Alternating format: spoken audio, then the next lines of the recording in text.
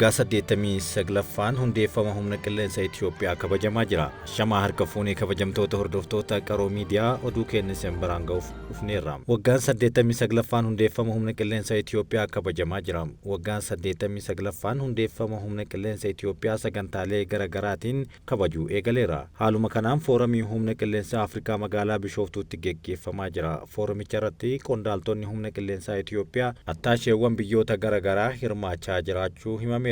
Waltajjichi rakkoolee waloof furmaata waloo kennuuf walta'iinsa uumuuf kan kaayyeffate ta'uun eerameera. Humna qilleensa Itoophiyaa Afrikaa irraa humna cimaa ta'uu fi teeknooloojiiwwan ammayyaa'oo kan hidhate ta'uun ni eerama. Kanas daran cimsuuf bara 2022-23tti Afrikaa irraa aviyeeshinii filatamaa ta'uuf hojjetamaa jiraachuun himameera. Foorumii Itoophiyaan damee aviyeeshinii muuxannoo waggoota dheeraa qabdu biyyoota Afrikaa biroof qooduu fi ce'umsa beekumsaa fi teeknooloojii taasisuuf kan tumsu ta'uun ibsameera. Waggaa 89ffaan hundeeffama humna qilleensa Itoophiyaa sagantaalee garaagaraan kabajamaa kan jiru yoo ta'u, jimaata dhufu sagantaa xumuraa kan gaggeeffamu ta'uu sagantaan bahee ni mul'isa.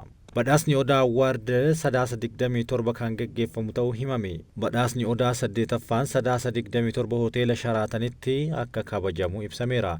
Badhaasichi damee muuziqaa, fiilmii, kitaaba, hojiilee fulbaana 2016 hanga qaammee 2016tti hojiiwwan hojjetaman dorgomsiisee akka badhaasuu qopheessituun badhaasichaa Bashaatuu Tolamaariyaam dubbataniiru. Dabalataan artistoonni 3 badhaasa umrii guutuu kan badhaafaman kan hime dhaabbatichi artist Ilfinesh Qannoo, artist Kiroos Alamaayyoo afaan Tigriffaan akkasumas weellisaa Damissee Takkaa afaan Guraageen ni badhaafama jedhameera. Odaa Awwaard Itoophiyaa irra darbes biyyoota akka Ugaandaa, Keeniyaa, Eertiriyaa, Suudaan, Somaalilaand, Seesheelsii fi Suudaan kibbaatiif badhaasa East African Superstars jedhamu qopheesseera. Oduu biraatiin birriin tiriliyoona 3.25 teelee birriidhaan daddabarfamuu himame. Hanga ammaatti birrii tiriliyoona 3.25 appilikeeshinii teelee birriin daddabarfamuu Itiyoo Telekoom beeksiseera. Hojii raawwachiistuun dhaabbatichaa Firihiyoot Taamiruu akka ibsanitti Itiyoophiyaan teelee birriin daddabarsa maallaqa dijitaalaa saffisiisuu keessatti gumaacha olaanaa bahachaa jirti jedhan.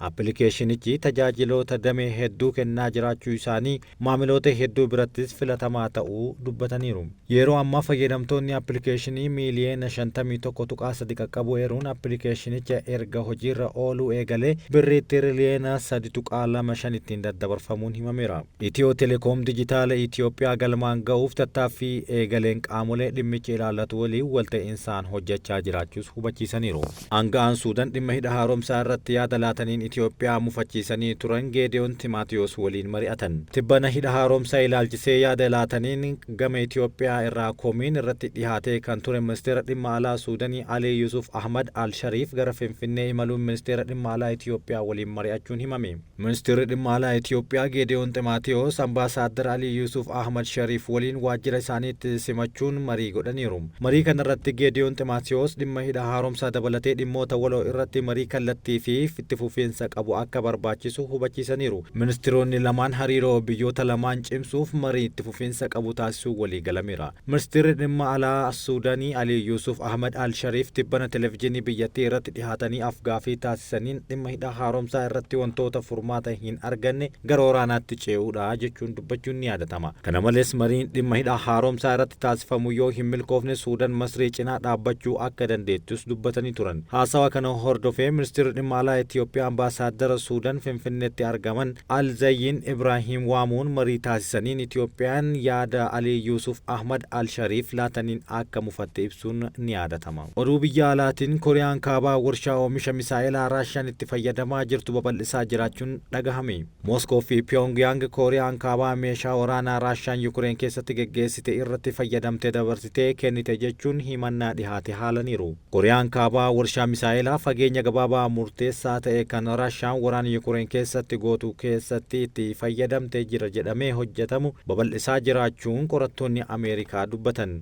Warshaan Febraarii 11 jedhamu qaama korporeeshinii maashinoota Pyongyang yoo ta'u qarqara baha Kooriyaa kaabaa magaalaa guddittii lammaffaa Hamhang keessatti kan argamudha. Mooskoo fi Pyongyang Kooriyaan kaabaa meeshaalee waraanaa Raashiyaa Yukureen keessatti geggeessite irratti fayyadamte dabarsitee kennite jechuun himannaa irratti dhihaate ofirraa haalanii jiru. Hooggantoonni biyyoota lamaanii tibbana waliigaltee mallatteessuun biyyoota lamaan keessaa tokko irratti yoo haleellaan raawwatame mala hundatti fayyadamuun deeggarsa waraanaa waliif taasisuu irratti waliigaluun ni yaadata. yaadatama. Dhaabbata mootummoota gamtoomaniitti imbaasii Kooriyaa Kaabaa waliin haasa'uuf yaalii Rooyiters godhes hin milkoofne. Akka qorattoonni giddugala qorannoo babal'ina James Maarti jedhanitti suurawwan onkololeessa darbe kaafaman warshaa kana keessatti gamoo walga'ii dabalataa ijaaramaa akka jirtu agarsiisamu. Kana malees suuraan kun Pyongyang seensa naannoo lafa jalaa mooraa kana haaromsaa akka jirtu agarsiiseera jedhan. Akka odeeffannoon kun jedhutti gamoo haaraan kun gamoo durii misaayila walitti qabuuf oolu keessaa dhibbantaa 60 hanga 70 kan baasudha jedhan. Bara 2023tti miidiyaaleen mootummaa Kooriyaa Kaabaa suuraa Kim Jong Un gamoo haaraa Hamhang keessatti socho'uu fi hojjettoonni misaayilaa KN-23 jedhamee amanamu sakatta'uu agarsiisan gadhiisaniiru. Misaayilli KN-23 kan jalqaba bara 2019 yaalamee ture fageenya gadi aanaadhaan furguggifamuu fi sirna ittisa farra misaayilaa addaan kutuuf kan qophaa'e ta'uu ogeeyyiin himaniiru. Raashaan erga fulbaana bara 2022 Yukureen keessatti duula waraanaa addaa eegaltee asitti misaayiloonni dhibbaan lakkaa'aman gara Yukureenitti furguggifamaniiru. Kooriyaan Kaabaa erga Raashaa waliigaltee waraanaa mallatteessitee booda Kooriyaa Kibbaa michuu Ameerikaa galoo galaana Kooriyaa waliin wal dhabdee hamaa keessa jirti. Oduu biraatiin Israa'elii fi Hizbollaa waliigaltee dhukaasa dhaabuu irra ga'uu isaanii Baayiden mirkaneessaniiru. Pirezidaantiin Ameerikaa Joo Baayiden waraana ji'oota 13 ture xumuruuf Israa'elii fi Hizbollaa Libaanos waliigaltee dhukaasa dhaabuu irra ga'uu isaanii mirkaneessaniiru. Baayiden lolli daangaa Libaanosii fi Israa'el irratti gaggeeffamaa jiru kibxata akka sa'aatii biyya keessaatti sa'aatii 10tti ni xumuramaa jedhan. Pirezidaantiin Joo Baayiden dhukaasa dhaabuu waliigaltee walitti bu'iinsaa kana dhaabbataadhaan xumuruuf kan kaayyeffate ta'uus ibsaniiru. Ministeerri muummee Beniyaamin Netaniyaahuun Israa'el yoo Hizbollaa waliigaltee kana cabsee haleeluu irraa of duubatti hin deebinu jedhan. Hizbollaan Iraaniin deeggaramu waliigaltee kana ilaalchisee hanga ammaatti yaadni kenne hin jiru. Haleellaa qilleensaatiin alattis Israa'el Libaanos weeraruun haleellaa qindoomina qabdu cimsitee itti fufteerti. Lola hamaa waggoota 10 darban keessatti Libaanos keessatti gaggeeffameen lammiileen nagahaa 3,223 ol ajjeefamuu qondaaltonni biyya keessaa himaniiru. Oduu xumuraatiin Raashaan nama Qura'aana gubee jedhame hidhaa waggaa 14 itti murteessite. Namni kun umriin isaa waggaa 20 akka ta'ee fi viidiyoo Qura'aana gubuu agarsiisu miidiyaa hawaasaa irratti maxxanseera jedhame. Namni kun gochaa kana kan raawwate Raashaa keessatti dheekkamsa uummataa kaasuuf akka ta'es himameera. Dargaggeessi ganna 20 Nikitaa Zuraavil waggaa tokko dura Qura'aana qulqulluu Islaamummaa keessatti iddoo guddaa qabu gubuu viidiyoo isaa agarsiiseera. Gochi kun hordoftoota amantaa Islaamaa dabalatee namoota hedduu aarsee to'annoo poolisii jala akka oolfamuuf sababa ta'eera. Biiroon qorannoo biyyattii akka beeksisetti dargaggeessi kun naannoo Raashaa Volgograd keessa jiraatu yoo ta'u yakka kana kan raawwate nageenya Yukureen waliin wal qabatudha jedhan. Zuraavil Raashaa keessatti jeequmsa uumuuf yaalii siyaasaa Qura'aana gubuu miidiyaa hawaasaa irratti qoodeera jedhaniiru. Namni kun masjiida fuulduratti Qura'aana akka gube kan himamu yoo ta'u humnoonni nageenyaa Yukureen gocha kana duuba akka jiranis himameera. Namichi himannaa kanaan hidhaa waggaa 14 kan itti murtaa'e yoo ta'u oliyyannoo dhiheessuu fi dhiheessuu dhiisuu isaa gabaasa kana keessatti wanti eerame hin jiru. Kabajamtootaa fi hordoftoota qaroo miidiyaa oduu namaaf qabanne kanumaa isin waliin kan ture Amiin Shubbiseetii waan nu dhageeffattaniif galatooma.